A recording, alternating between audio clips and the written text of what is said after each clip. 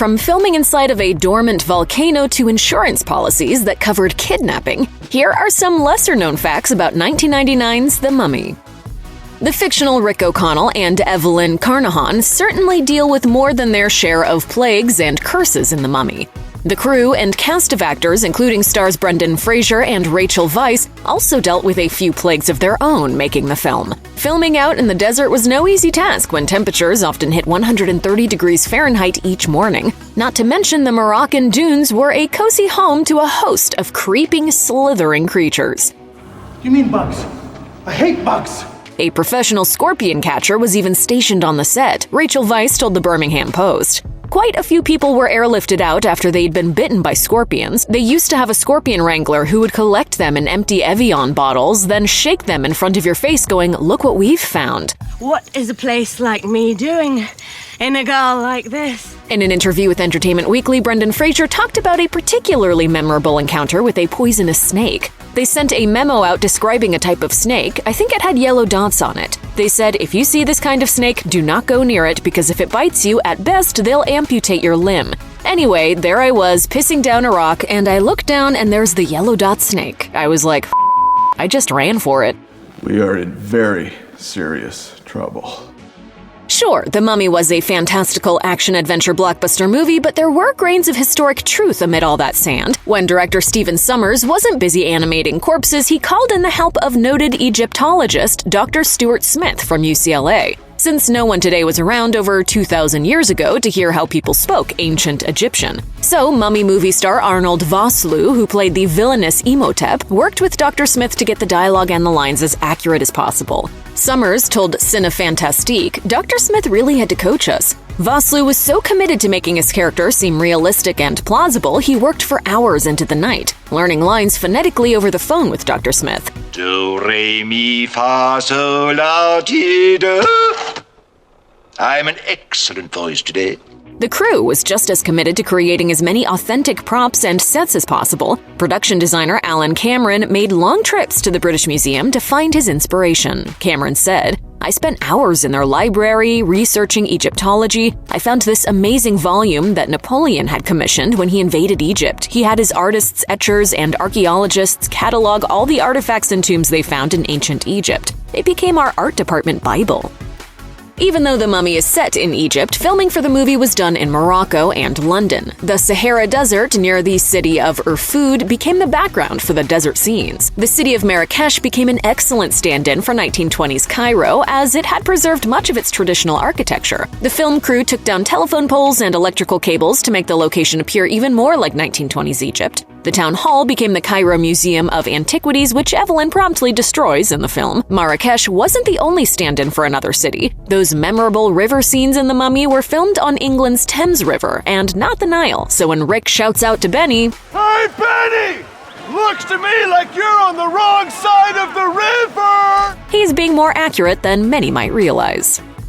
While it seems impossible now to imagine The Mummy as anything other than the comedy-horror hokum flick, that's not how the film was initially planned. The Mummy went through over 9 years of development, multiple scripts, and several directors before being turned over to Stephen Sommers. Previous screen treatments were contributed by Inner Space's Joe Dante, Night of the Living Dead's George Romero, Hellraiser's Clive Barker, and Shockwave's Alan Ormsby. The earlier scripts were generally more straightforward as horror films, though one script set The Mummy in Beverly Hills, wreaking havoc at a local lab. There was even a discussion about having The Mummy be more like The Terminator. Tom Cruise, Ben Affleck, and other popular male leads at the time were rumored to be originally offered the part of Rick O'Connell. None of this gossip is confirmed, no matter how juicy. He's still Juicy. Stephen Sommers was a childhood fan of the original 1932 Boris Karloff film, but that classic doesn't share much with the modern remake. For starters, no one is confronted by a giant wall of sand. Moviegoers in the late 90s were desperate for an action hero that didn't take himself too seriously, and a mummy that embodied a real sense of danger. Stephen Sommers explained it this way to Cinefantastique. If you tossed this idea around town, you'd have people saying you could easily outrun them, or why not just tear their arms off? We wanted to create something that would be frightening and dangerous.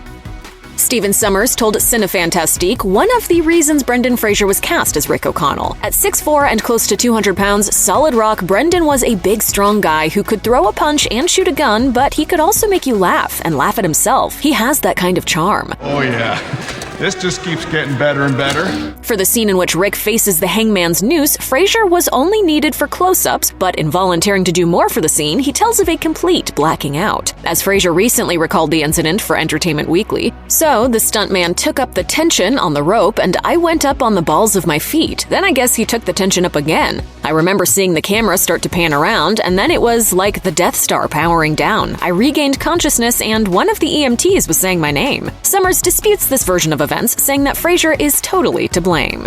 I wouldn't say that. Nevertheless, the two continue to be good friends, but the fact remains that filming was intense. Fraser needed multiple surgeries, including back surgery, after filming the first 3 films due to injuries and physical strain. I am a librarian. In The Mummy, Rachel Weisz proved there was more to a librarian than meets the eye. She did some of her own stunts, including camel riding, which, despite what her character says on camera, I think they're adorable. Weisz didn't find them quite so adorable off-camera. As for stunts, one that concerned her was not her own, but one that injured a stuntman during a gunfight. As she told the Birmingham Post, "I didn't do that many, but there was one bad one where I had to turn round to shoot a rider on a horse. He was on a pulley that yanked him off and he broke both his arms. They still used the shot though." Before her role as Evelyn Carnahan in The Mummy, Weisz was still relatively unknown. She confessed that she had not thought about doing a big-budget movie before until she saw the script for The Mummy. As she explained to The Mirror, "I read it and I thought, this is a funny character. She's a librarian in an action movie." Oddly enough, after The Mummy was a hit, Playboy invited Rachel Weisz to model as her librarian character for the magazine. She declined. The real-life Imhotep was not a supervillain. He was a high priest, an architect, and a physician. Imhotep designed the Step Pyramid of Djoser, which is located in Saqqara. The city of the dead Hamunaptra, however, is purely fictional. The fictional version of Imhotep appeared in Universal's classic 1932 version of The Mummy. Boris Karloff also portrays Imhotep searching for a modern-day reincarnation of his lost love, Anck-su-namun. It appears that the original film's writers, John L. Balderston, Nina Wilcox Putnam, and Richard Shayer relied on ancient Egyptian mythology and folklore in their work. Arnold Vosloo is a classically trained South African actor and horror fan who appeared in Ridley Scott's 1492 Conquest of Paradise. Later, he played the lead in 2 direct-to-video Darkman films. Stephen Summers recalled Vosloo's audition for The Mummy. "Arnold Vosloo walked in. It was funny. At first, there was something kind of intimidating about him. I can't explain it. He's Shakespearean. He's serious. He's very commanding. Within 30 seconds, I knew he was going to be the guy, and I never do that." Vosloo intended to play Imhotep seriously with no hint of silliness or camp. He wanted to emphasize the character's romance. Vosloo told Cinefantastique, "I worked so hard in making the mummy human. I wanted to make sure it's very understandable this guy just loves this woman." In addition to examining his character's motivations, Vosloo researched his physical appearance, including the fact that Egyptian priests were fully shaven. Director Stephen Summers agreed to try it out, and the results spoke for themselves.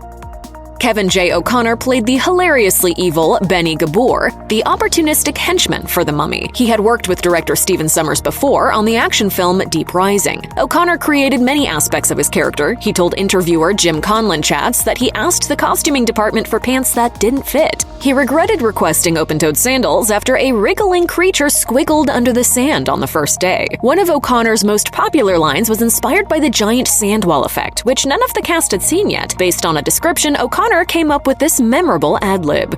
"I love the whole sand wall trick. It was beautiful." The actor intentionally added the line to reinforce the impression of a slimy employee man kissing up to his boss. "You see me as a god, right, Smithers?" "Absolutely, sir." "You'd kneel before me?"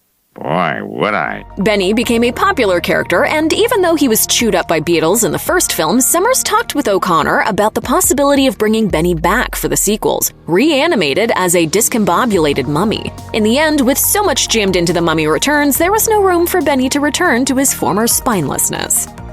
A lot has been learned since Hollywood released The Mummy in 1999. Like Imhotep himself, there are aspects of his movie that don't come across as very sensitive in today's world. The film remains a beloved favorite for many audiences, but in retrospect there appear to be a few bugs in it due to its portrayals of ancient Egyptian culture and people of color. Since the movie's release, several actors have rethought their casting. Arnold Vosloo told Entertainment Weekly, "If it were happening today, would I get the part? I mean, here I am, white, South African. They'd probably cast a real Egyptian." Omid Jalili had ideas about playing his role of Warden God Hassan from the beginning. In an effort to avoid offending audiences, he wondered if he could play his role in a light-hearted manner, even though that wasn't in the script. He discussed this with Stephen Sommers during casting. In an interview, he explained, "I have an Iranian background, so I was very aware that if I ever did film roles, I had to represent Middle Eastern culture. This was at a time when there were very few Middle Eastern roles at all that weren't terrorists." Steve said, "We're looking for kind of Rifki from Midnight Express, and that was a Turkish warden who was really evil. I said, look, why don't we play him differently, because with all due respect to you, what you've written is not even one-dimensional. I can possibly get this to a two-dimensional stereotype."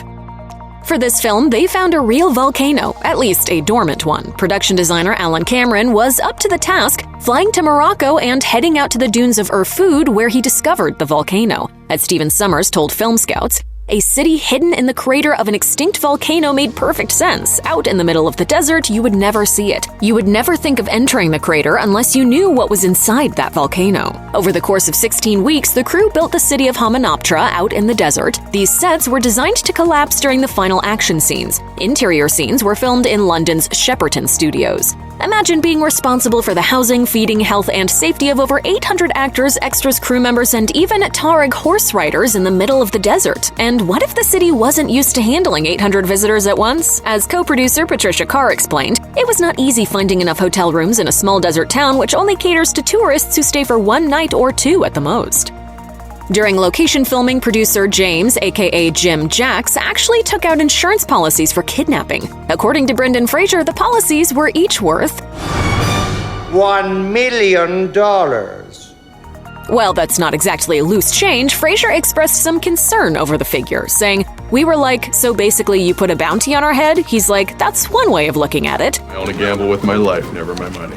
Not all the stars had the same insurance. The insurance coverage for Kevin J. O'Connor, who played Benny, was for only $50,000. He wasn't too bothered about it, though. He joked to producer Jim Jacks, $50,000, that should do it." With a parade of sequels, video games, a prequel, and an animated series, The Mummy became the last great action-adventure franchise before the superhero craze. All things eventually run their course, but you never know when this mummy will rise again.